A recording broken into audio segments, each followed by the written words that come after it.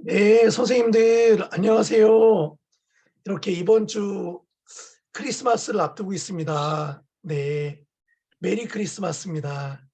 네, 크리스마스에 이렇게 사랑하는 사람과 행복한 시간 보내시기를 바라겠습니다. 오늘은 서울 역삼초등학교에서 이렇게 학생들을 가르치시는 이유림 선생님께서 초등 AI 메타버스 프로젝트 수업이라는 주제로 수업사례 나눔을 해주십니다. 지난 12월 12일 정보교육 컨퍼런스 때에도 이렇게 서울시 교육감님인 조희영 교육감님 앞과 또 많은 참석자들 앞에서 또 수업 사례 나눔을 해주셨고요. 또 제가 소개를 따로 드리진 않았었지만 또 이렇게 장관상도 이 수업을 통해서 받으신 굉장히 능력 있고 귀한 선생님이십니다. 우리 큰 박수로 우리 맞이해 주시기 바랍니다. 박수. 아이고, 너무 감사합니다. 네. 네. 사실 부족한데 부끄럽습니다. 네, 안녕하세요. 저는 서울 역삼초등학교에서 근무하고 있는 이유림입니다. AI 융합교육 연구에서 여러 번 수차례 발표를 했던 것 같은데 요 수업 사례에 대해서 선생님들과 조금 나눔하면서 저희가 좀 호흡을 길게 잡고 프로젝트 수업을 했던 거라 여러 선생님들과 같이 구상하고 팀 프로젝트를 했던 수업이에요. 그래서 내용을 소개해 드리려고 합니다. 주제는 초등학교에서 적용하는 AI 메타버스 프로젝트 수업인데요. 초등학교 선생님들에게 아마 조금 도움이 많이 되실 것 같아요. 아이들과 수업을 할 때 어느 정도 수준까지 아이들이 가능한지, 그리고 저희 아이들의 기본적인 디지털 역량이 어느 정도였는지 한번 들어보시고, 그리고 어, 또 한계는 어떤 것들이 있을지, 그리고 중학교, 고등학교, 저희 연구의 최대 장점이 초중고 선생님들이 모두 함께 모여 있잖아요. 그래서 중학교, 고등학교에서는 이 수업을 어떻게 응용해서 또 아이들과 프로젝트 수업을 해볼 수 있을지 조금 많은 아이디어를 드릴 수 있는 수업 나눔이 되었으면 좋겠습니다. 주제는 도와줘 DMA 여행기업 살리기 프로젝트였고요. 이 DMA는 데이터 메타버스 AI였습니다.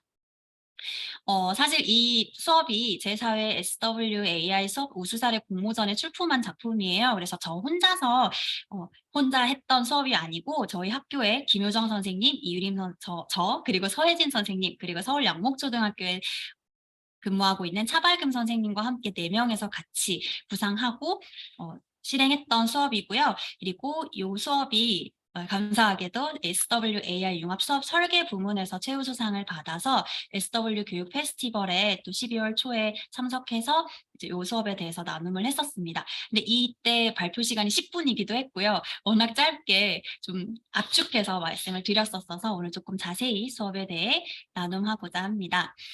저희가 수업 설계를 했던 배경은 다음과 같아요.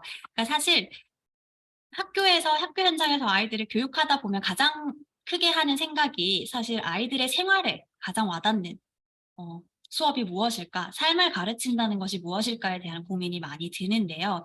사실 이 삶이라고 하는 것 자체가 개인의 선택의 연속이고, 그리고 그 선택이 곧 기회를 만든다고 생각을 합니다. 그래서 아이들에게 내가 선택한 것에 대해서 항상 책임을 져야 하고, 가장 합리적이고 이성적이고 나에게 가장 도움이 되는 선택을 해야 한다라는 이야기를 많이 해주는데, 사실 내가 삶의 주체가 돼서 선택을 해야 하는데 4차 산업혁명이 도래하면서 그러니까 사회가 점차 다원화되고 계속 복잡해지고 있잖아요. 그러니까 아이들이 살아갈 미래 사회에서는 너무 많은 선택지가 생기게 되는 거죠.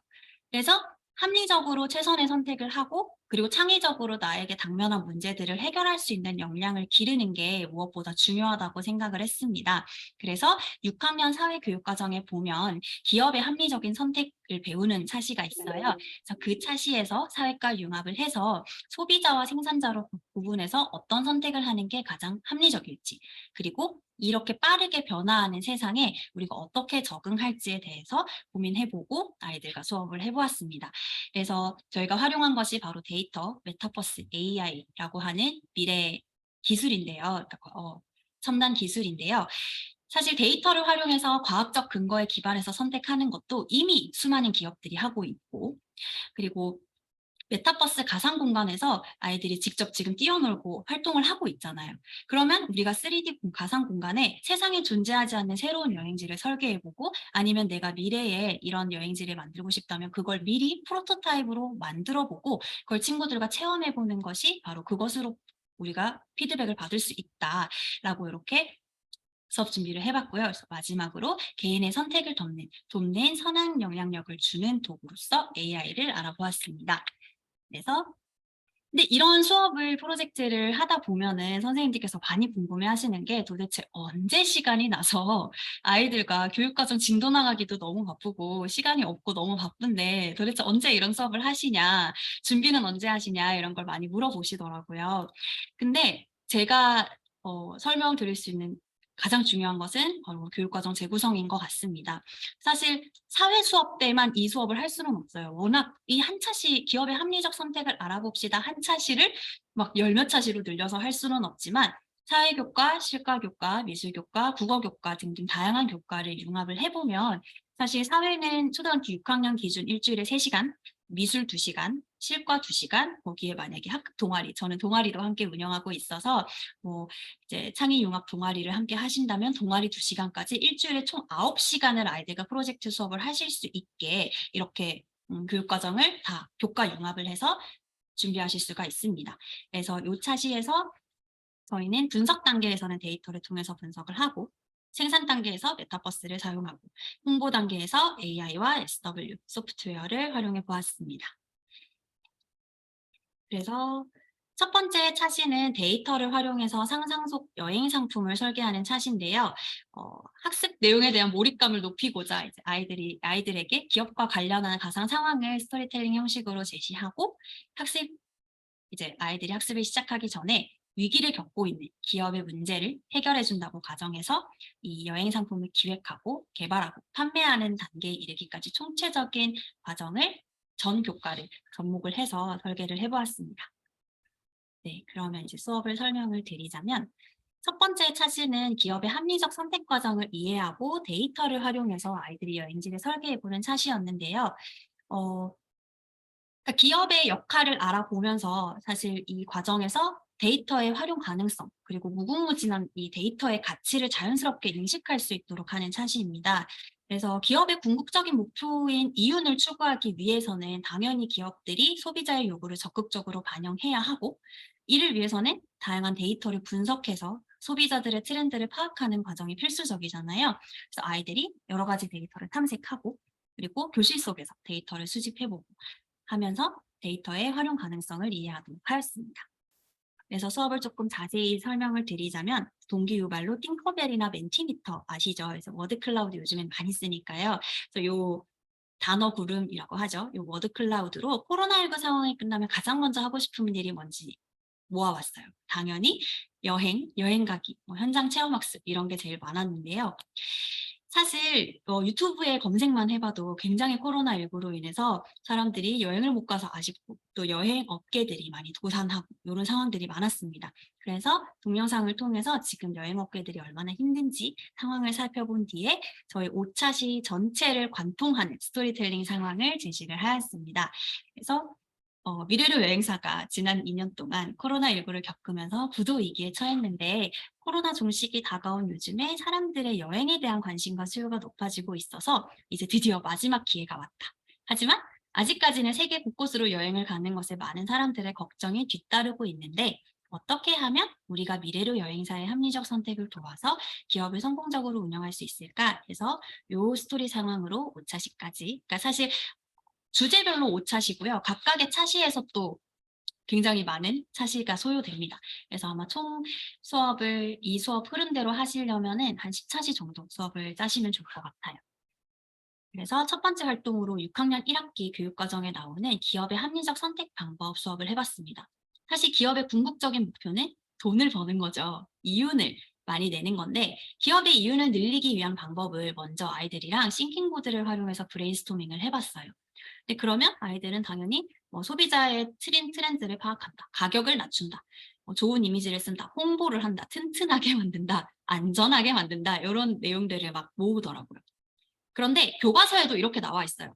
생산 비용을 낮추고 생산하는 데 들어가는 비용을 낮추고 품질을 높이고 그런데 가격은 합리적으로 팔고 그렇게 해서 판매량을 늘린다면 기업의 이윤이 올라간다 이렇게만 나와 있는데 사실 이러한 선택은 항상 옳지 않을 수도 있거든요. 왜냐하면 요즘 이런 소비자들의 구매 트렌드를 보면 가격이 비쌀수록 잘 팔리는 스마트폰도 있고요. 그리고 배달의 민족 역대 성공 마케팅을 보면 이 브랜드 랭킹에 따르면 소비자들이 항상 가격이 싸고 품질이 높다고 해서 높은 판매량을 유지하는 것은 아니다라는 것을 알 수 있었습니다. 그래서 이때 활용되는 데이터와 빅데이터의 개념을 이해를 해봤어요. 그래서 아이들은 데이터라고 하면 사실 그 지난번에 제가 발표 때도 말씀을 드렸었는데 아이들은 데이터 하면 떠올리는 게 딱 그거밖에 없어요. 휴대폰 요금 데이터. 그래서 데이터 하면 생각나는 거 뭐 있어요? 와이파이, 뭐 엄마 폰, 핫스팟 이런 거밖에 모르는데 데이터는 사실 엄청 많은 자료다. 모든 자료가 데이터다라고 이야기를 하면서 문자뿐만이 아니라 숫자, 이름, 사진, 주소, 날짜, 아이디 뭐 이런 모든 것들이 데이터가 된다. 그런데 인터넷이 등장하고 기술이 발달하면서 무수히 많은 데이터들이 모여지면서 빅데이터가 만들어지게 되었다라고 먼저 데이터의 개념을 알아보고 이 빅데이터가 기업의 합리적 선택을 도와주고 있음을 여러 가지 기사와 또 동영상을 통해서 알아보았습니다. 그렇다면 이제 우리가 미래로 여행사를 도와서 데이터를 활용해 봐야겠죠. 그러면 우리가 데이터를 활용해서 여행 상품을 설계하기 위해서 가장 가까이 있는 데이터를 먼저 수집해 보았습니다. 바로 우리 반 교실에 있는 데이터 모으기였는데요. 우리 반 친구들은 코로나19가 끝나고 바로 여행을 간다면 어떤 여행지에 여행을 가고 싶은지 선호하는 여행 스타일을 포스트잇에 적어서 많이 붙여봤고요. 저희 반 학생은 20명밖에 안 돼서 조금 명수가 많이 적어가지고 옆반 친구들까지 포스트잇에 다 뿌리고 어떤 여행지를 가고 싶은지를 데이터를 모아보았습니다. 그래서 이런 식으로 교실 속 데이터를 모아봤고요. 두 번째는 태블릿이나 컴퓨터에 들어가서 인터넷에서 데이터를 탐색해 봤는데요. 이제 요걸로 우리 가까이에 있는 교실 데이터를 수집을 해봤다면 우리 집에 들어가서 데이터를 모아보았습니다. 그런데 생각보다 제가 수업 준비를 하면서 느낀 건데 여행에 관련된 데이터가 정말 무료 데이터가 좋은 게 많더라고요. 그래서 하나씩 조금 보여드리자면 통합 데이터 지도는 잠시만요. 네, 여기 보시면 통합 데이터 지도에서는 이렇게 키워드를 검색하면 그 키워드별로 이렇게 데이터를 클릭해서 다운받거나 그 바로가기 링크를 클릭하면은 이 데이터와 관련 데이터가 이렇게 쭉 나오고요. 그런데 이 데이터는 제가 생각했을 때는 중고등학생들이라면 이런 통합 데이터 지도에서 다운받는 데이터들을 좀 데이터 해석할 수 있는 학생들이 있을 것 같은데 사실 초등학생들은 통합 데이터 지도까지는 좀 어렵더라고요. 아이들이 그래서 제가 아까 보여드린 이 저희 반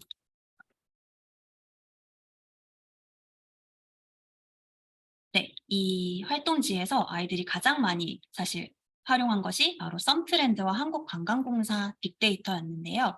썸트렌드는 정말 직관적으로 학생들이 활동하기 좋게 잘 나와 있어요. 썸트렌드라고 하는 이 데이터 분석 센터인데요. 여기에 키워드를 검색을 하면 여행이라고 검색을 해보겠습니다. 여행해서 분석 결과 보기를 하면 이렇게 날짜를 검색을 해요. 3개월 동안, 6개월 동안, 1년 동안 이 여행에 대한 트렌드를 분석을 해주는데요. 연관어, 그러니까 여행하면 어떤 단어들을 사람들이 많이 검색을 했는지, 그리고 이 연관어의 순위가 어떻게 변화했는지. 그러니까 요즘에는 사진, 휴식, 감성 이런 것들이 순위로 굉장히 많이 올라온 것을 볼 수 있습니다.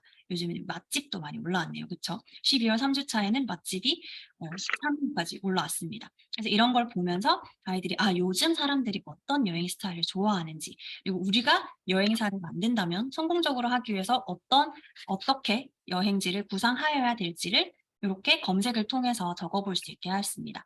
그리고 여기 한국관광 데이터 랩 보면요. 여기가 한국관광 비지트 코리아에서 만든 관광 데이터 랩인데 여기 첫 화면에 가보면 이렇게 여행에 대해서 지역별로 관광 현황을 분석해 놓고 국가별 분석도 있어요.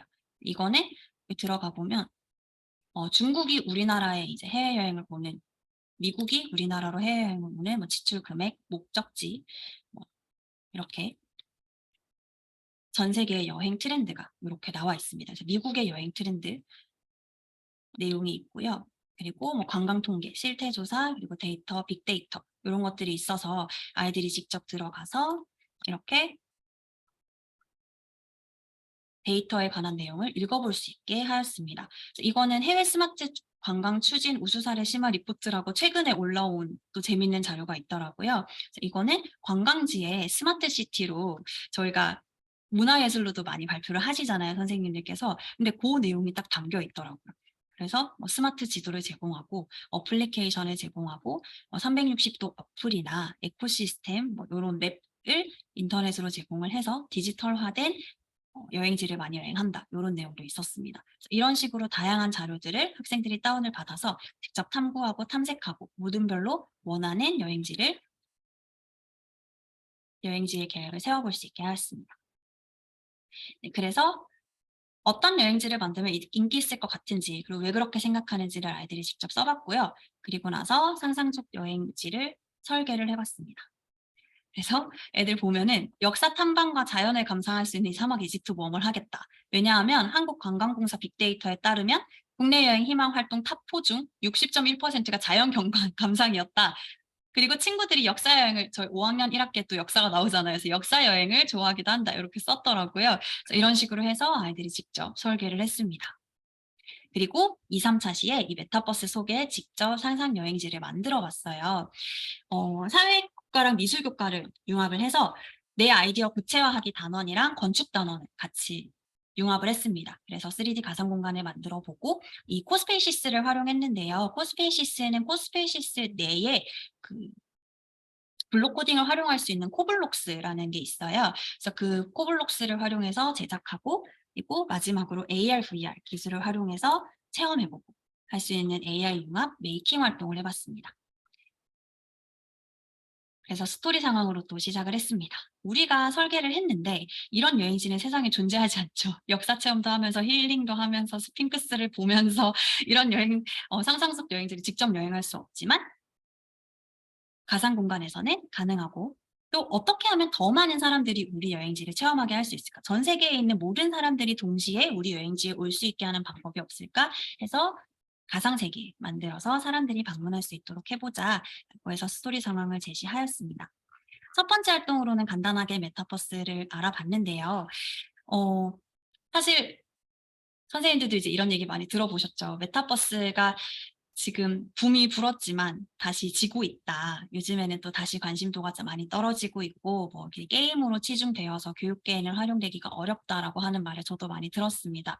그런데 메타버스가 수업의 주가 되면 안 되겠지만 아이들이 그 가상 공간에 들어와서 뭔가 사회적, 문화적, 경제적 교류를 한다기보다는 우리 생활 속에 존재하지 않는, 교실에서 경험할 수 없는 가상 공간이 필요하다면 교사가 직접 만들어 놓은 공간 안에 들어와서 체험 활동을 해보는 것은 충분히 유의미한 활동이 될 수 있다고 생각을 합니다. 그리고 사실 학생들은 메타버스라는 단어만 모르지 메타버스에서 활발하게 활동하고 있는 이용자들이거든요. 그래서 로블록스나 마인크래프트 같은 경우에도 20, 30대 유저보다 10대 유저가 월등히 많잖아요. 그래서 아이들에게 교실에서 초등학교 한 3, 4, 5, 6학년만 돼도 마인크래프트 혹시 아는 사람이라고만 물어봐도 한 70%가 넘는 아이들이 다 손을 들고 이야기를 합니다.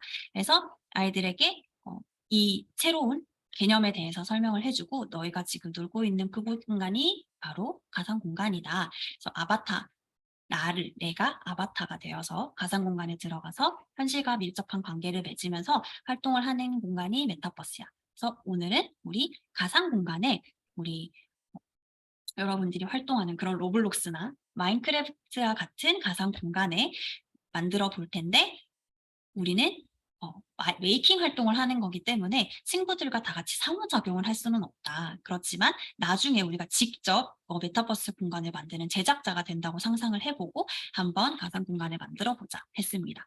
그래서 이렇게 코블록스를 활용해서 상상 여행지를 만들어 봤는데요. 그러니까 생생한 표현을 해주려면 당연히 이 안에 있는 여러 가지 요소들이 사람이나 동물이나 이런 여러 요소들이 가만히 서 있으면 안 되잖아요. 그러니까 당연히 순차, 선택, 반복 요런 구조를 활용해서 간단한 코딩이 들어가게 만들었습니다. 그리고 메타버스 공간 내에서 이제 협업 활동을 하면서 애들이 협동의 즐거움도 좀 느낄 수 있게 해 주고 싶어서 그룹 활동으로 진행을 해 보았는데요. 코스페이시스는 직접 제가 들어가서 설명을 해 드리는 게 이해하시기가 좋을 것 같아서 코스페이시스 화면을 보면서 설명을 해 드리도록 하겠습니다. 일단 제가 아마 연구회에서도 예전에 코스페이시스에 대해서 그때 활용 방법이랑 어떻게 이제 조작하는지를 자세히 설명을 드렸었는데요. 간단하게만 설명을 드리자면 3D 그냥 메이킹 하는 사이트라고 보시면 됩니다. 그런데 이 라이센스 플랜을 보시면 프로 버전이 있고 뭐 기본 버전이 있고 한데 그 30년까지는 플랜에서 그러니까 30년까지는 돈을 얼마를 내면 한 25만 원 정도를 내면은 1년 동안 이 유효 기간이 보이시죠? 1년 동안 30년까지는 다 무제한으로 사용할 수 있고 저장소에 학생들이 만든 뭐 작품들을 다 이렇게 넣어 두실 수 있습니다. 그런데 이 라이센스 플랜을 나중에 베이직에서 프로 버전을 구매를 하실 때 1개월간의 체험 무료권을 주거든요. 그래서 그게 코스맨 초이라고 하는 제가 지금 이거는 프로 버전으로 제가 로그인이 되어 있어서 그러니까 만약에 보여드릴게요. 다른 아이디로 들어가 보면 이거는 제가 "당신은 더 이상 프로가 아닙니다. 뭐 수정하려면 프로로 업데이트하세요." 하고 되어 있는데 프로로 업그레이드하기 눌러보면 여기 라이선스 플랜 구매하기가 뜹니다. 그러면 여기에 플랜 가입 키나 아니면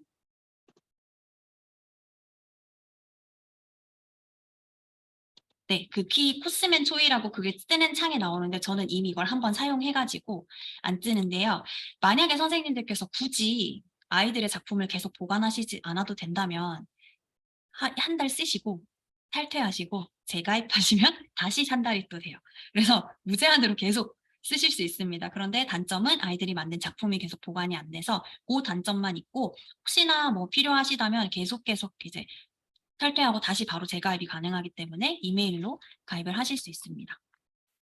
그래서 제가 아이들과 활동하고 있는 활용 방법을 조금 보여드리자면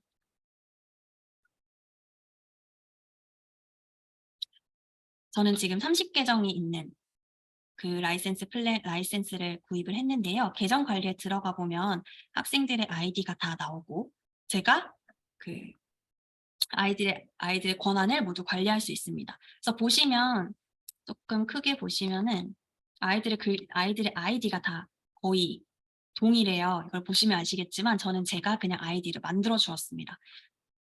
아마 초등학교 모든 선생님들의 힘듦이 여기서 출발을 할 거예요. 아이들에게 아이디와 비밀번호를 아무리 알려줘도 아이들은 또 까먹습니다. 그래서 결국 그냥 다 통일을 해서 저는 제가 다 가입을 해 줬는데요. 학급에 가입하기 위해서는 이 학급 코드가 나와요. 제가 지금 이게 작년에 쓰던 반, 이게 저희 그 동아리 활동하는 반, 이게 올해 반인데 각각 학급 코드가 있습니다. 그럼 그 학급 코드를 복사하면 아이들에게 학급 코드만 띄워주면 그 이제 아이들이 회원 가입할 때 학급 코드를 치면 저희 반으로 바로 가입이 돼요. 그래서 학생은 누가 있는지 이렇게 선생님이 다 요게 저희 학급 코드거든요. 요거를 복사해서 아이들에게 알림장에 써 주거나 하면 뭐 중고등학생들 같은 경우에는 자기 아이디 비밀번호로 모두 가입을 잘 할 수 있을 것 같습니다. 하지만 초등학생들은 어렵기 때문에 그냥 일괄로 아이디 만드시고 학급 코드 넣으셔서 하나씩 다 비밀번호 아이디 통일해서 만드시는 걸 추천드립니다. 그리고 나서 각각의 학급의 과제를 만들 때도 개별로 줄 수도 있고 그룹으로 줄 수도 있는데요. 이렇게 들어가 보면 뭐 지금 여기 사람들 2명씩 있죠. 요렇게 되어 있는 폴더는 모두 모둠별 그룹 과제입니다. 그래서 보면 상상의 여행지로 떠나요 수업이었죠. 여기에 1모둠을 클릭하면 1모둠의 학생이 모두 나오고요. 이 그룹을 수정할 수도 있습니다. 그러면 어떤 학생이 어느 모둠에 가 있는지 얘가 여기 가야겠다 하면 이렇게 그냥 움직여만 주시면 아이들에게 과제 그룹이 바뀌어요. 이렇게 해서 과제를 주실 수 있고요. 새로운 과제를 만드실 때도 장면 유형을 3D 환경 만들기를 할지 360도 이미지 만들기를 할지, 그리고 템플릿, 이거는 이제 기본으로 주어지는 템플릿을 사용하게 할지 아니면 허허 벌판을 만들도록 할지 그것도 정하실 수 있습니다. 이렇게 만들어 보시면 개별 학생에게 보내기, 그룹에 보내기 이렇게 구분해서 만드실 수 있어요. 그러면 학생 그룹 클릭하시면 여기에 한 명씩 이렇게 드래그 앤 드롭으로 그룹을 넣으실 수 있습니다. 그래서 그룹도 무제한으로 추가가 가능해요. 이렇게 만들어 주시면 되고 학생들이 만든 작품을 잠깐 보도록 하겠습니다.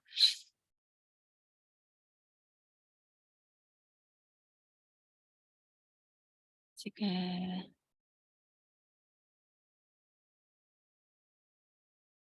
이 아이들은 스핑크스, 얘네가 뭐였지? 무슨 파라오의 비밀인가? 뭐 어떤 그런 이름을 가진 여행지였는데요. 일단 플레이 상황 먼저 보여드릴게요. 그러니까 아이들이 요거 지금 이렇게 클릭하면은 여기 나무가 클릭되는 거 보이시죠? 이런 식으로 하나하나 3D 이제 입체 라이브러리를 배치를 한 겁니다. 플레이를 해보면 아이들이 정말 잘 만들었어요.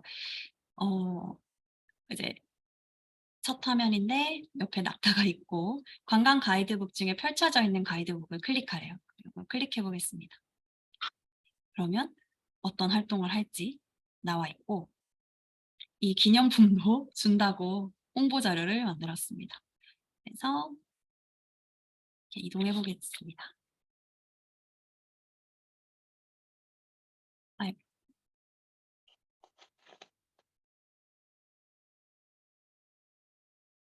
이런 기본적인 사람들이나 뭐 NPC처럼 보이는 이런 아바타들 그리고 스핑크스, 피라미드 이런 것들이 다 라이브러리에 있어요. 그래서 아이들이 이걸 뭐 3D 입체 디자인을 하지 않아도 그건 다 기본적으로 있어서 이렇게 클릭해서 문제가 나오게 하는 선택창을 띄울 수도 있거든요. 이것도 다 코딩으로 가능합니다.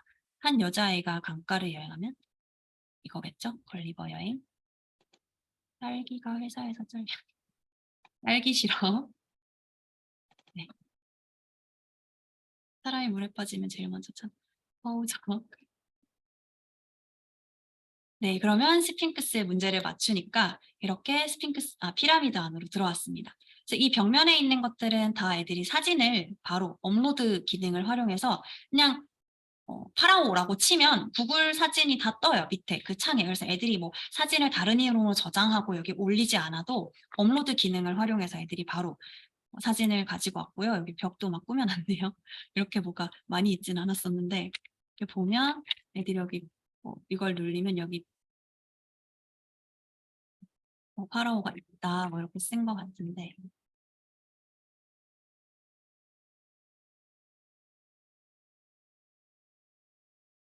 이렇게 마우스를 올리면 뚜껑이 열리게 미이라를 볼 수 있다고 적어놨네요. 내려가 보도록 하겠습니다. 그리고 코딩을 활용해서 애들이 이런 게임도 만들었더라고요. 그래서 이게 모둠별로 하다 보니까 한 명은 다른 공간의 장면을 선택해 가지고 저희가 메타버스 공간 여러 개 만들어서 포털 연결하듯이 한 명은 게임 만들고 있고 한 명은 피라미드 안 구성하고 있고 또 한 명은 뭐 다른 이제 카페 공간 구성하고 있고 이렇게 해서 자기들끼리 만들더라고요. 얘는 여기를 피해서 밑에 떨어지면은 목숨이 줄어들고 이 지옥불 구덩이인가 보네요. 그래서 이런 식으로 이제 애들이 게임을 만들기도 했습니다. 그리고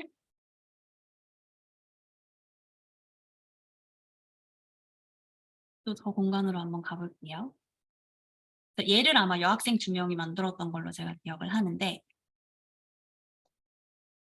아이들이 발표하는 영상도 다 찍었었는데 저희가 이게 유튜브에 업로드가 되다 보니까 아이들 초상권 문제 때문에 제가 보여드리는 점 너무 아쉽고 죄송하게 생각합니다. 그래서 학생들이 얘기하는 걸 들어보면 그러니까 사람들이 그러니까 앞에서 이미 데이터로 조사를 했잖아요. 데이터를 활용해서 어떤 점을 반영했는지를 아이들에게 물어보니까 그러니까 사람들은 이 유물, 고대 유물에도 관심이 많고 그리고 사실 쉴 수 있는 공간을 좋아하더라. 그래서 사막은 더우니까 여기에 올라가서 뭐 이렇게 커피를 마실 수 있는 카페 공간을 마련해 두었다. 이렇게 해서 여기 2층에 카페도 만들어 두었습니다. 그리고 뭐 이 사람이 읽는 책을 보면 퀴즈북 이렇게 해서 또 퀴즈가 나오고요. 그래서 요 내용을 어떻게 만들었는지 코드 짠 거를 보여드리자면 그렇게 코드가 막 엄청 복잡하지는 않아요. 코드 열어보시면 처음에 뭐 북 클릭했을 때 여기 지금 장면이 되게 많거든요. 그러니까 요 장면을 한 명이 만들고 그 스프링 그러니까 뭐죠? 피라미드 안에 공간 만들고 또 게임 공간 만들고 이렇게 해서 장면이 여러 개 있는데 그 장면들로 이동하게 이제 바로 넣어두고 스핑크스를 클릭했을 때 퀴즈창 보이기에 이 블록이 있어요. 그러면 아이들이 굳이 엄청 복잡하게 막 코드를 짜지 않아도 퀴즈 문제 쓰고 그리고 여기에 1번, 2번 그 선택지 이렇게 네, 만들었습니다. 그리고 뭐 정답일 때는 어떻게 하고 이렇게 해서 코드를 짠 것 같고요. 요 게임 코드를 저는 이걸 진짜 놀랐어요. 그러니까 아이들이 이 바닥에 요 끓는 이 용암 같은 거를 사진으로 넣었더라고요. 그래서 이 변수를 활용해서 변수를 먼저 10을 주고 얘가 이 플레이어가 요 텍스처에 닿았을 때 이 사진에 닿았을 때 변수를 마이너스 1만큼 바꿔주는 거예요. 그리고 변수가 결국 이제 마지막 0보다 크다면 이렇게 하고 0보다 작다면 코스페이시스 끝내기 이렇게 넣었습니다.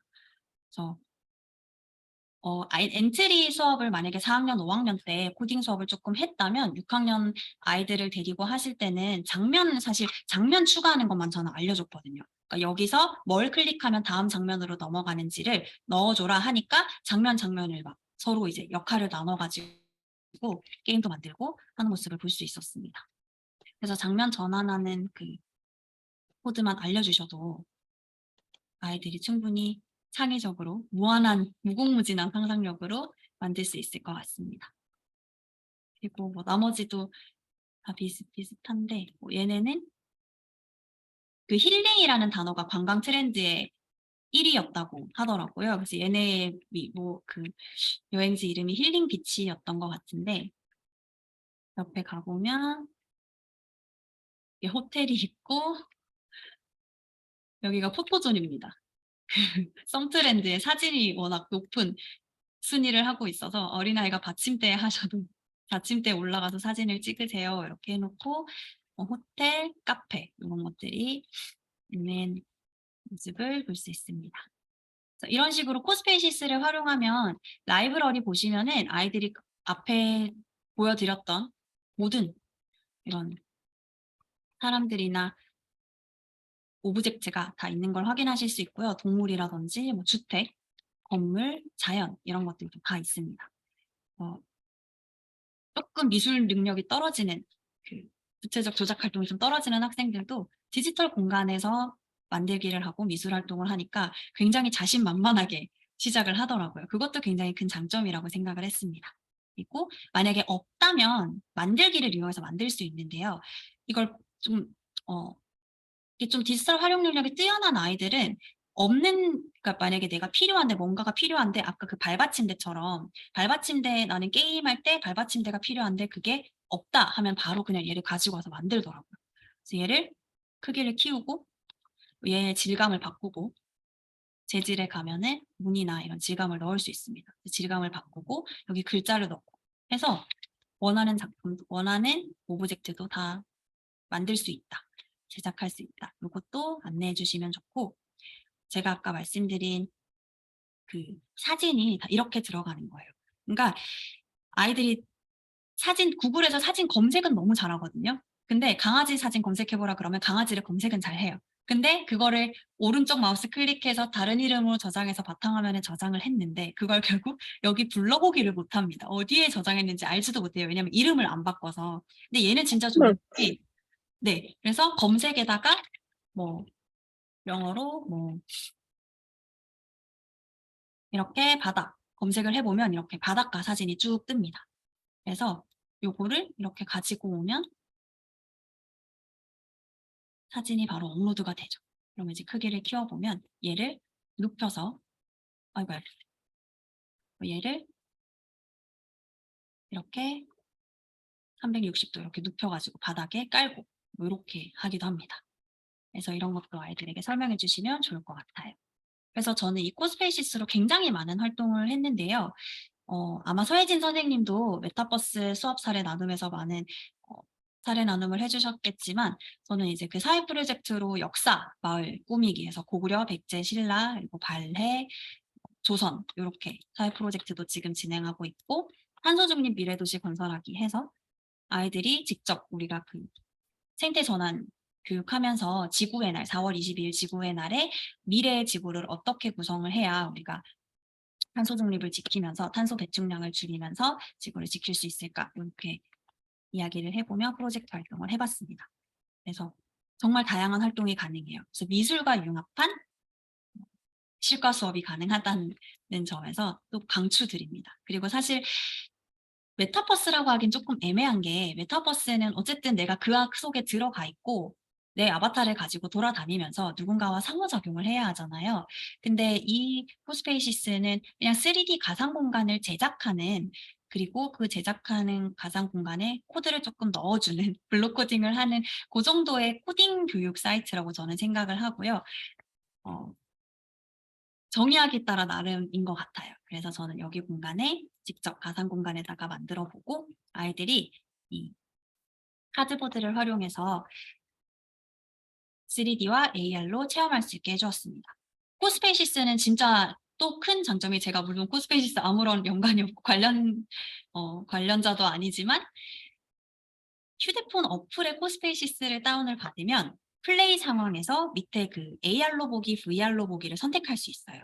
그러면 AR로 보기를 누르면 이렇게 저희 수많은 AR 앱들처럼 내가 편편한 공간에다가 클릭을 하면 거기에 그러니까 내가 눈에 보이는 그 공간에 내가 만든 3D 작품이 바로 펼쳐지게 됩니다.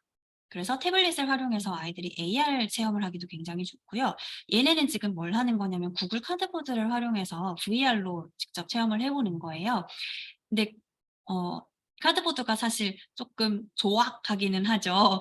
워낙 골판지로 만들었고 엄청 좋은 HMD는 아니지만 저는 휴대폰을 모든 별로 한 대씩 꺼내게 해주고 제가 핫스팟을 켜줍니다. 학교 와이파이는 사용할 수 없게 해주기 때문에 제가 핫스팟을 켜서 총 5대의 와이파이를 연결을 해주고 모둠별로 돌아가면서 자신의 모둠이 만든 작품을 이렇게 직접 보게. 그러면은 뭐가 잘못됐는지 금방 찾더라고요. 그러니까 스스로 자기 작품에 대한 피드백이 가능합니다. 예를 들어서 낙타에게 코드를 걸어줬는데 낙타가 돌아다니는 그 경로가 자꾸 나를 방해한다든지 아니면 사람과 부딪힌다든지 이런 걸 보면서 야 우리 이거 잘못됐어 하고 바로바로 고칠 수 있더라고요. 그래서 물론 내 전자기기가 들어가기는 해야 하지만 아이들이 실감나는 활동을 할 수 있다는 점이 장점인 것 같고요. 이때 조심하고 유의해야 할 점을 하나 말씀드리자면 얘를 쓰고 나면 당연히 앞뒤 옆 상황이 안 보입니다. 그래서 아이들이 다치기 굉장히 좋은 것 같아요. 특히 교사의 시야에서 벗어나기 시작하면 아이들이 막 온갖 공간을 왜냐하면 이 가상 공간은 너무 넓으니까 막 교실을 돌아다니거든요. 네, 그러면서 책상이랑 부딪히기도 하고 해서 꼭 안전에 유의하고 한 모듬씩 돌아가면서 시키는 게 좋을 것 같습니다. 네. 그리고 이제 4차 시로 넘어가는데요. 4차 시에는 여행 상품을 추천해 주는 인공지능을 만들어 봤습니다. 그래서 아이들이 그러니까 우리가 만든 여행지를 직접 AR, VR로 경험을 해 보니까 진짜 대박 날 것 같다. 근데 대박이 났는데 우리의 모둠의 인원은 한계가 있고 문의가 엄청 많이 들어오면 그 문의를 우리가 어떻게 해결해야 하냐 이런 이야기들을 나누며 그러면 우리 여행 상품을 취향에 맞게 추천해 주는 인공지능 챗봇을 만들어 보자. 그래서 그동안은 앞에는 기업의 입장에서 합리적 선택이었다면 이번에는 소비자의 선택을 도와주는 인공지능을 한번 경험해보자 이런 의도로 수업을 구상해 보았습니다. 그래서 엔트리의 머신러닝 지도학습을 활용했고요. 그래서 아이들이 실과 핵심 역량을 신장시킬 수 있게 하였습니다. 그래서 동기유발로 먼저 인공지능 챗봇에 대해서 이야기를 나눴어요. 생각보다 아이들이 챗봇을 정말 많이 알고 있더라고요. 특히 이런 택배나 아니면은 그 옷 추천해주는 챗봇 이런 것들도 많이 써봤고 그리고 저희 학교는 야구부가 많아가지고 그 크보에서 나오는 야구 챗봇을 또 많이 쓰더라고요. 그래서 그런 챗봇들에 대해서 이야기를 해보고 이런 챗봇들은 그럼 어떻게 만들었을까? 챗봇을 만들기 위해서 어떤 데이터가 필요했을까? 이런 이야기들을 나눠보았습니다. 이렇게 옷을 추천해주는 챗봇이 있기 때문에 우리는 여행 상품을 추천해주는 챗봇도 충분히 만들 수가 있을 것이다 라고 해봤고요. 인공지능 학습 방법 먼저 복습한 뒤에 먼저 여행 상품 추천 AI를 설계해 보았습니다. 그런데 여행 상품 추천을 하려면 이걸 인공지능을 만들려면 당연히 학습시킬 데이터가 필요하죠. 그래서 지도학습이기 때문에 우리 모둠이 5개 모둠을 만들어서 여행지를 5개 만들었다면 각각의 여행지를 해줄 수 있는 데이터가 필요하잖아요. 그래서 그 데이터를 모두 써보게 하였습니다. 그래서 여행 상품과 관련된 키워드를 모아봤는데요. 꼭 우리 모둠의 여행 상품과 관련된 키워드뿐만이 아니라 사람들이 뭐 어떤 여행지를 선호하세요? 라고 물어봤을 때 어떤 여행지를 좋아하세요? 라고 물어봤을 때 대답으로 말할 것 같은 모든 단어를 적어보라고 했어요. 그래서 뭐 여기 보시면은 편안하게 쉬는 거, 편안한, 힐링, 맛집, 맛있는 거 이런 다양한 단어들을 적어보게 하였습니다. 그리고 나서 우리 반의 여행지에 맞는 단어들을 분류를 해봤어요. 근데 이때 주의해야 될 점이 사실 아이들의 여행지가 비슷비슷한 여행지들도 있을 수 있기 때문에 저는 최대한 이제 미리 시작하기 전에 그 포스페이시스 만들기 전에 조금 다른 여행지들을 만들 수 있게 회의를 할 수 있게 해두었는데 그럼에도 불구하고 사랑의 캠핑장 모든과 포시즌스 호텔이라고 무슨 사계절을 체험할 수 있는 그 캠핑장은 거의 똑같더라고요. 근데 그러면 힐링이 여기도 들어가고 여기도 들어가면 안 되기 때문에 인공지능을 똑똑하게 학습시키기 위해서는 우리가 가장 유사한 이 단어가 가장 어울리는 여행지에 분류를 해야 한다. 이 점을 꼭 상기를 시켜주고 분류 활동을 했습니다. 그리고 나서 이 데이터를 정렬하고 정리하는 것은 교사가 했어요. 그래서 제가 앞에서 이 단어 겹치는 걸 좀 빼주고 아이들이 이걸 보면서 이제 인공지능 블록을 학습시킬 수 있게 하였습니다.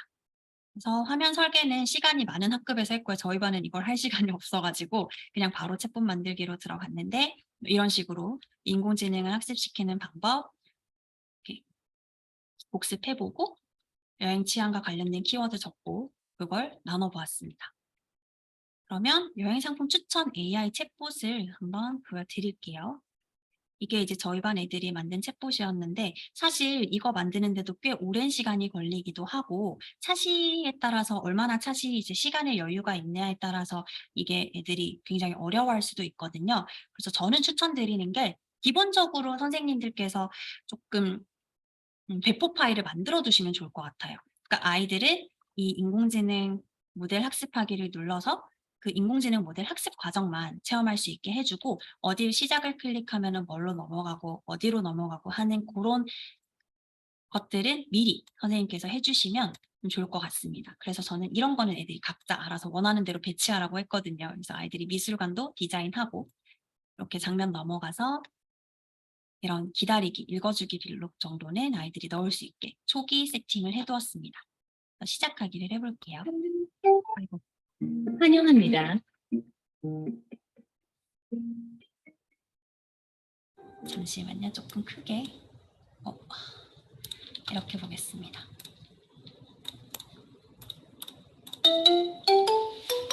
환영합니다. 안녕하세요. 미래로 여행사 인공지능 챗봇입니다. 어디로 여행 가고 싶으신가요? 여러분 취향대로 여행지를 추천해 드립니다.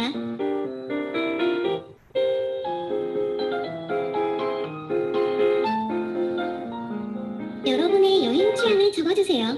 취향에 맞게 추천해 드릴게요. 그러면 여기에 가고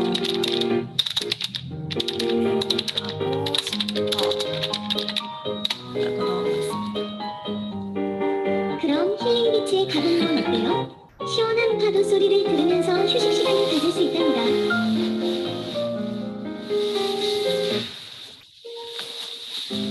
네, 이렇게 만들어 보았고요. 다시 하기를 누르면 계속해서 다시 할 수 여러분의 있습니다. 여행 취향을 적어주세요. 취향에 맞게 추천해 드릴게요. 네, 이렇게 만들어 보았고요. 아이들이 만든 거는 다 이 말이 달라요. 조금씩 대사가 달라지더라고요. 그래서 장난치는 친구들도 있고 했는데 충분히 이제 AI가 소비자들에게 어떻게 우리가 기업을 운영하면서 소비자들에게 어떤 도움을 줄 수 있을지 그리고 인간을 어떻게 도와줄 수 있는지 그런 영향력까지 학습해 보았습니다. 그래서 모델 학습하기 요거 보여드리면 이게 여행지에 여기 학습할 데이터를 클러스터링을 이제 먼저 분류를 해줍니다. 그래서 포시즌스, 뭐 역삼미술관, 파라오의 미스테리, 사랑의 캠핑장, 손준차는 마을 이렇게 있고 이제 그 여행지에 어울리는 데이터들을 아이들이 그때 붙였던 것들을 이렇게 다 입력시켜 놨는데요. 근데 아이들이 저는 그것도 좀 놀랐어요. 그러니까 아이들이 데이터에 대한 개념이 아직 명확하게 없다 보니까 특히 초등학생들은 데이터에 대한 개념이 없다 보니까 흙과 모래가 다른 데이터인지 모르더라고요. 그러니까 아이들의 머릿속에는 똑같잖아요. 흙과 모래는 똑같은 건데 이게 인공지능이 다르게 인식하고 이 두 개의 단어는 완전히 다른 데이터다라는 거를 이해시키고 나서 최대한 다양하게 그러니까 맛있다, 맛있어, 맛집, 맛있는 거 이런 다양한 단어들을 넣을 수 있게 얘기를 해주니까 사실 요 하나당 6개인가 5개 이상을 적어야 되는데 처음에 무턱대고 아이들에게 데이터 어울리는 거 다 6개 이상씩 적어봐 하면 잘 못 적습니다. 그런데 그런 유사한 단어들이 다 다른 데이터임을 이야기를 해주고 단어를 우리가 많은 데이터를 줄수록 얘는 지도 학습이기 때문에 많은 데이터를 줄수록 얘가 똑똑한 인공지능이 만들어진다라는 것을 설명해 주었습니다. 그래서 이렇게 4차시 인공지능 만들기를 해봤고요. 그래서 마지막 5차시에는 여행상품 홍보하기 사실을 해봤습니다. 그래서 정보를 생산하고 가공하고 처리하는 전체 과정에서 이런 AI랑 소프트웨어의 사용이 편리함을 준다는 사실을 좀 경험적으로 이해할 수 있도록 하기 위해서 우리 여행지를 드디어 이제 우리가 많은 사람들에게 홍보해보자.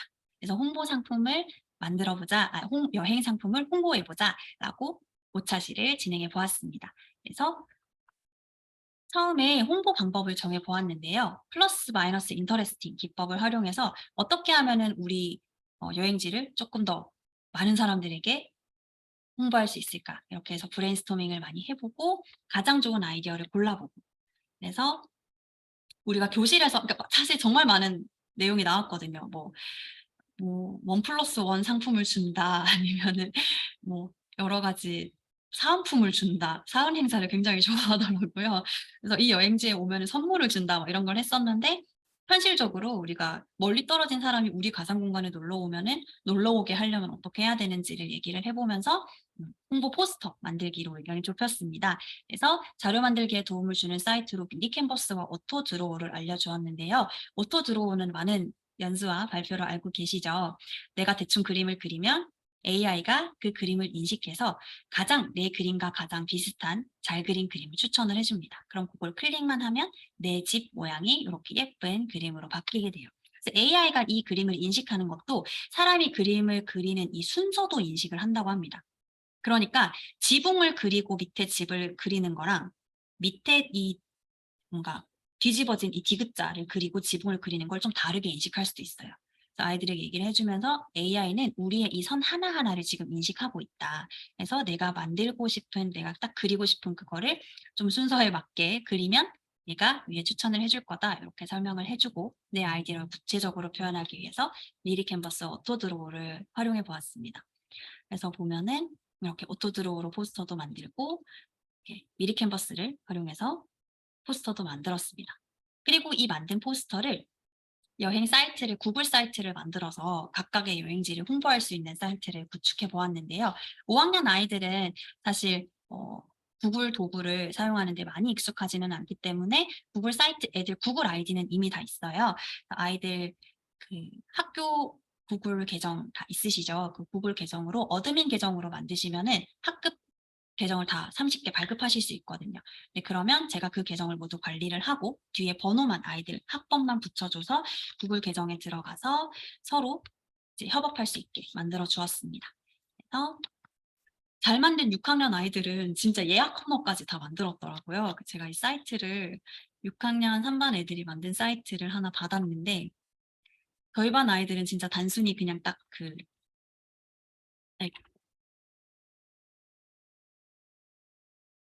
였을까요?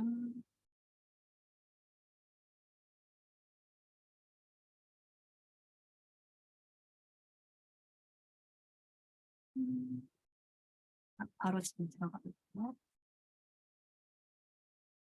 저희 반 아이들은 포스터만 올려놨다면 6학년 아이들은 이거 보시면 이렇게 여행 코너, 예약 코너를 만들어서 여기에 이 예약 버튼을 누르면 구글 설문지로 넘어가게 아이들이 링크를 다 걸어놨더라고요. 그 구글 설문지에 요 휴대폰 번호와 그 해피콜이라고 하나요? 해피콜을 받을 뭐, 전화번호와 시간을 선택하세요. 이렇게 해가지고 아이들이 예약 버튼도 다 누르면 넘어갈 수 있게 이렇게 만들어 두었습니다.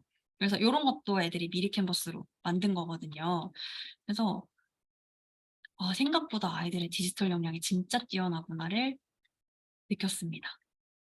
그래서 이렇게 저희가 긴 호흡을 잡고 총 한 10몇 차시 정도, 한 10차시에서 12차시 정도 되는 수업을 진행해 보았는데요. 사실 이 수업을 하면서 되게 신경을 썼던 부분이 메타버스 수업이다, 인공지능 수업이다 하면 분절적으로 한 수업 차시, 한 차시가 끝나면 끝나는 경우가 많잖아요. 그러니까 호흡이 짧고 되게 분절적이고 아이들이 도대체 그 수업을 왜 하는지 모르는 경우가 좀 많더라고요. 특히 저는 이제 인공지능 융합교육 대학원을 다니고 있는데 대학원에서 배운 내용을 적용을 하고 뭐 아이들과 연구활동을 하고 하려다 보면은 예를 들어서 많이 하시는 거 그런 거 있죠. 티처블 머신에서 개와 고양이 사진 분류하기를 하는데 분류는 당연히 잘 하죠. 아이들이 뭐 사진을 넣고 이렇게 하면은 사진을 넣으면 얘가 도그다 캣이다 이렇게 나오지만 도대체 개와 고양이를 분류를 왜 하는 거예요? 라고 물어봅니다. 왜냐면 사람은 눈으로 보면 당연히 알잖아요. 그러니까 사람은 눈으로 보면 얘가 고양인지 개인지 아는데 이게 인공지능이 왜 필요하냐라고 생각하는 아이들이 많거든요. 그래서 결국에는 모든 수업이 좀 아이들에게도 그 필요성이나 문제 해결 방식에서 와닿을 수 있어야 된다고 생각을 했습니다. 그래서 첫 번째 아이들과 삶과 연계한 수업을 하자. 그리고 두 번째는 한 차시로 분절적으로 끝나는 수업이 아니라 좀 호흡을 길게 가져가면서 전체적인 프로젝트 활동 과정에서 애들이 미래 역량을 신장시킬 수 있는 수업을 해보자. 이렇게 이제 친한 선생님들과 의견이 모아져서 이렇게 수업을 구상해서 해봤습니다. 그래서 네, 제가 오늘 선생님들께 소개해드리고 싶은 수업은 이게 이제 네, 여기까지고요. 혹시 뭐 궁금하신 거나 아니면 차시 아까 학습 내용에서 조금 요런 거는 너무 빨리 지나가서 못 봤어요. 아니면 이건 어떻게 하는 거예요? 궁금하신 거 있으시면은 답변을 해드릴게요. 네, 피드백 주시면 제가 알려드리겠습니다. 제가 너무 조금 말을 빠르게 50분 동안 막 해가지고 괜찮으셨을까요? 아이고, 선생님 너무 감사합니다. 진짜 항상 느끼지만 학생들이 정말 복 많이 받는 것 같아요. 애들이 선생님 잘 만나가지고 정말 이렇게 좋은 수업 준비해 주셔서 너무 감사합니다. 아우, 제가 더 감사합니다. 네. 혹시 피드백 주시거나 이렇게 또 응원의 말씀이나 격려의 말씀 또 해주실 분 안 계실까요? 아니면 또 궁금하시거나 또 이렇게 떠오르는 영감 또 이런 거 있으면은 나눠주시면 감사하겠습니다. 네, 궁금하신 점 있으시면은 알려주시면. 저는 선생님 수업을 보면서 초등학교 넌 참 좋겠다. 이렇게까지 여러 차시를 또 여러 사람이 할 수 있는 수업을 이렇게 가능하구나. 너무 좋은 수업을 보게 돼서 너무 감사해요. 이것을 보기만 하니까 너무 좀 안타까워서 정말 우리도 한번 해 줬으면 싶은 마음은 듭니다. 아이고, 감사합니다. 감사합니다. 한 선생님께서 썸트렌드가 유료 서비스인지 궁금하시다고 했는데요. 썸트렌드 들어가 보시면 제가 이거 주소 전체 채팅창에 드릴게요. 여기 들어가 보시면은 기본적으로 단어 분석은 다 무료입니다. 근데 예를 들어서 여행 단어를 검색했을 때 이 여행에서 동의어, 포함어, 제외어, 그러니까 이 여행에서 어떤 단어는 제외한다, 코로나19는 제외한다, 이 단어는 꼭 포함해라 하는 요거는 구매를 해야 돼요. 유료 구매가 되는 부분이 있고, 근데 저는 유료만 사용을 해도 언급량이나 연관어, 그리고 긍정단어, 부정단어 요런 거 연관 단어로도 아이들과 데이터 수업을 하기 굉장히 좋았습니다. 사실 초등학교나 중학교 1, 2학년 같은 경우에는 직접 막 엑셀에 데이터셋을 입력을 해서 데이터를 분석하는 수업도 많이 하시지만 요렇게 간단하게 데이터에 대해서 아이들이 그래프로 알아보고 또 언급량으로 데이터를 어떻게 활용할 수 있을지에 더 초점을 맞춰서 수업을 하면 좀 쉬운 수업이 가능하다고 생각을 해서요. 추천드립니다. 네, 감사합니다. 또 김준호 선생님 한 말씀 해주시려고 하셨던 거 아닌가요? 예, 제가 채팅창에는 남겼는데요. 네, 이게 굉장히 방대한 내용을, 그것도 어려운 내용인데 쉽게 초등학생들이 이해할 수 있는 언어로 수업을 하셨다는 것이 매우 놀랍습니다. 감사합니다. 근데 선생님, 이거 실제로 진짜 초등학생과 수업을 한 내용인지 너무 감탄스러워요. 감사합니다. 근데 진짜 우와. 아이들이 다 했습니다. 사실 아, 저보다 훨씬 정말요? 잘했어요. 네. 저는 선생님 혼자 대학 강의하시는 것처럼 내가 대학생이 돼가지고 저한테 강의하신다라는 생각으로 계속 지켜보고 있어. 좀 늦게 들어왔긴 했지만 너무 예쁘신 강의와 또 예쁘신 선생님 너무 고맙습니다.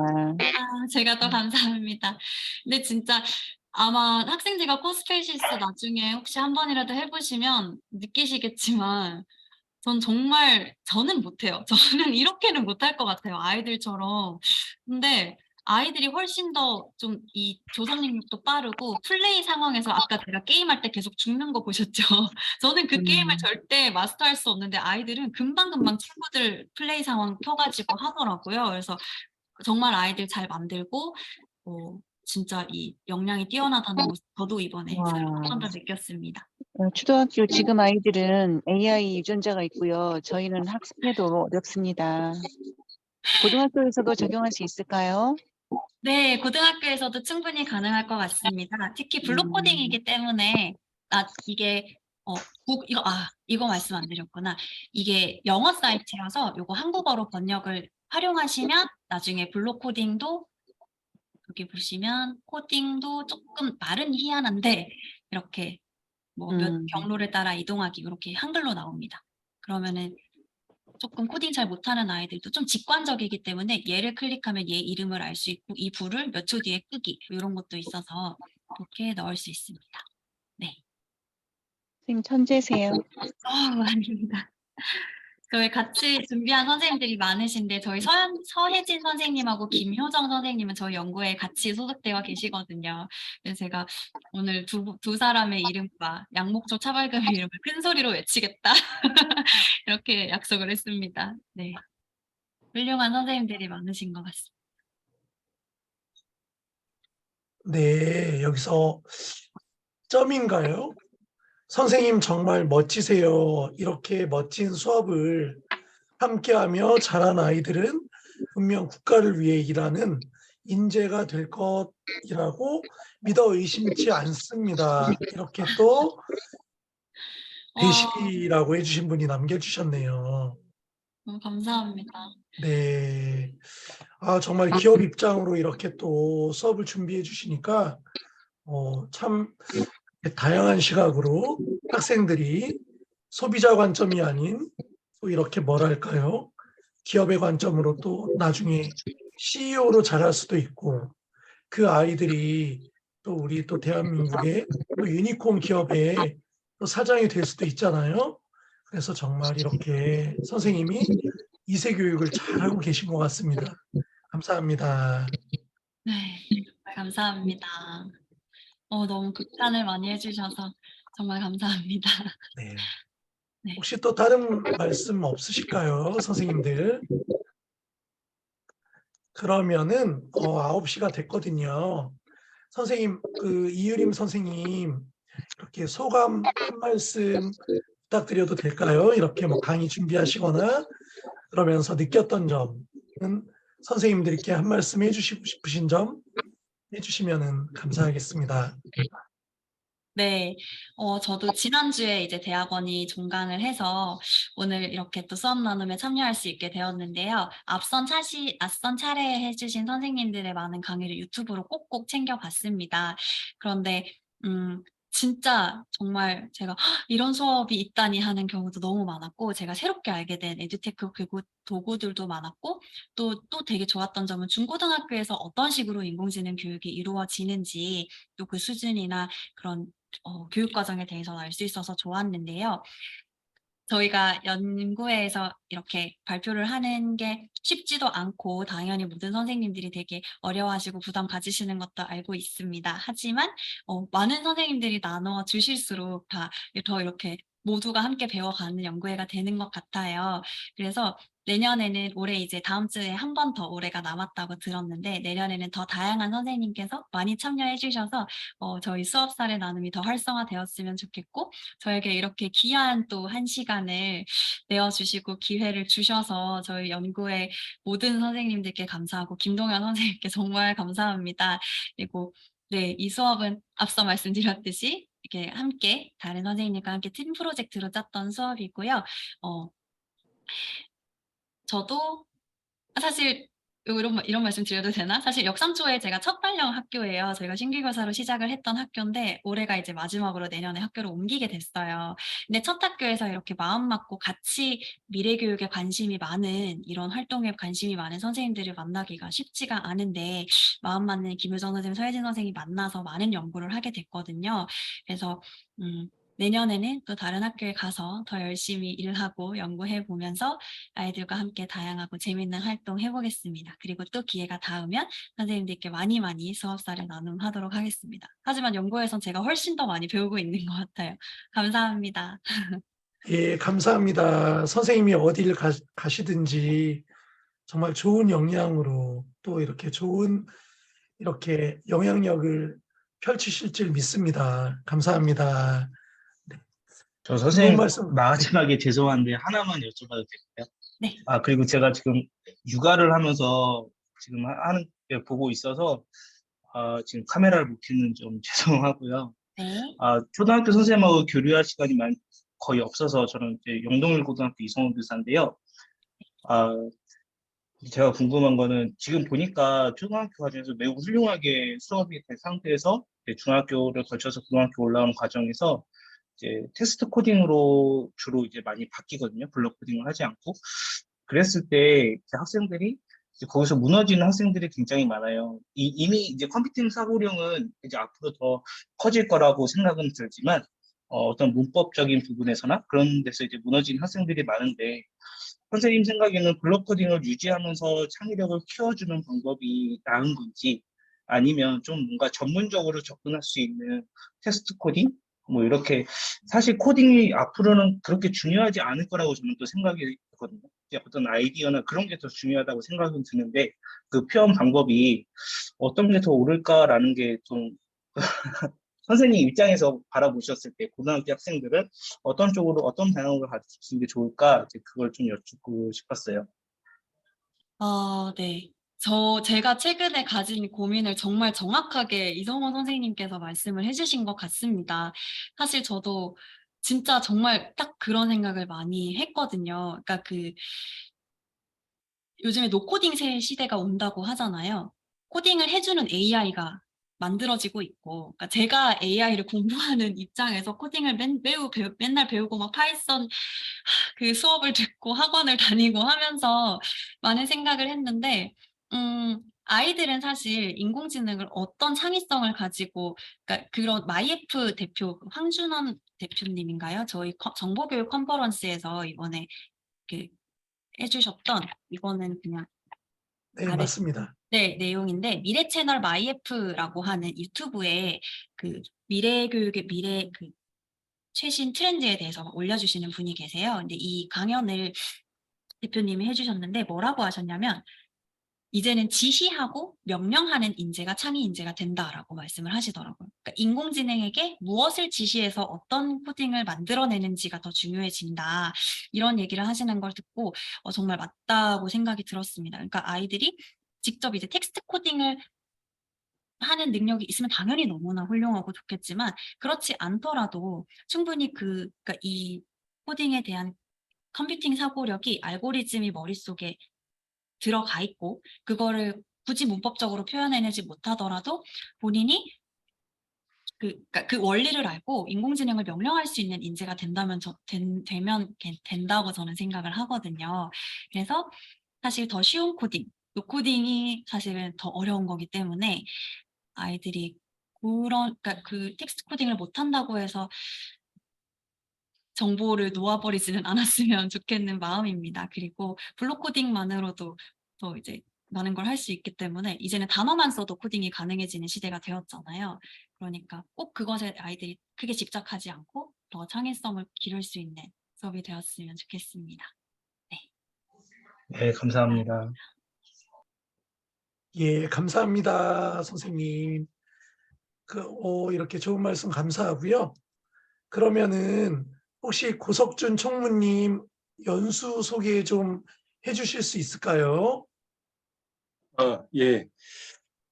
일단 그러면 또 화면 공유를 잠깐 해도 될까요? 네, 보이나요? 네, 잘 보입니다. 예, 안녕하십니까. 저는 이제 AI 융합교육연구의 총무 고석준입니다. 우선 이게 너무 훌륭하게 또 수업을 해주신 이유림 선생님께 감사드립니다. 다양한 에듀테크 기술로 다양한 주제로 정말 학생들이 이제 삶과 연관지어서 이렇게 알차게 수업하신 모습을 좀 이렇게 수업 나눔으로 함께 해주셔서 정말 감사합니다. 저희 이제 연구회에서 동계 직무 연수를 이제 준비하고 있는데요. 그 연수 주제는 이제 인공지능 시대의 슬기로운 교사 생활입니다. 일시는 2023년 1월 9일부터 11일까지 여기 3일간에 걸쳐서 총 15시간 1학점 연수입니다. 직무 연수입니다. 주제는 이제 내 수업에 바로 적용할 수 있는 AI 융합 교육인데요. 형식은 온오프 혼합 형식입니다. 아래에 이제 보면은 표가 나와 있는데 첫째 날에 집합 연수로 진행이 되고요. 그리고 이튿날과 3일날은 줌으로 수업이 이루어집니다. 이렇게 온오프 혼합 형식으로 이루어지고 있고, 그리고 팀 프로젝트 기반 실습형 연수입니다. 여기서 보시면은 첫째 날에 보면은 처음에 인공지능 시대에 필요한 교육을 하고, 그리고 각각 정말 훌륭하신 선생님들이 인공지능과 관련한 강의를 해주십니다. 그래서 뭐 인공지능 융합 프로젝트의 실제 어떻게 이제 실제적으로 프로젝트 수업 인공지능으로 융합해서 프로젝트 수업이 이루어지는지 강의를 해주시고, 그리고 뭐 간단한 자연어 분석을 통해서 나 발견하기, 그러니까 이제 상담하고 연관된 그런 강의도 준비가 되어 있고요. 그리고 다양한 프로젝트 수업에 필요한 에듀테크 툴을 익히는 시간을 또 갖습니다. 이렇게 강의를 충분히 듣고 나서 이거를 일단 간단하게 복습을 하고, 그리고 나서 이제 팀 분임별로 에듀테크 기술을 통해서 배운 것, 그리고 인공지능 강의를 통해서 배운 것을 어떤 이제 주제를 이제 설정을 해서 그 주제에 맞게끔 팀 프로젝트 수업을 진행하게 됩니다. 그래서 첫째 날에 이제 마지막 시간에 그렇게 이루어지고 나서 두 번째 날에는 그 팀 프로젝트를 쭉 이어서 진행하게 되고요. 그리고 이튿날에 5, 6교시 때 이제 발표 시간을 갖게 되는 겁니다. 발표 시간을 갖고요. 이제 마지막 세 번째 날에는 이제 본인의 이제 교과에서 그걸 이제 학습 지도안을 작성해서 어떻게 활용할 것인가에 대해서 각각 시간을 갖고 그거를 발표를 하게 되는 겁니다. 이런 형식으로 저희가 이제 준비를 하고 있고요. 무엇보다 이제 저희 연구에서 활동하시는 아주 훌륭한 선생님들이 그 연수를 이제 잘 준비하고 있습니다.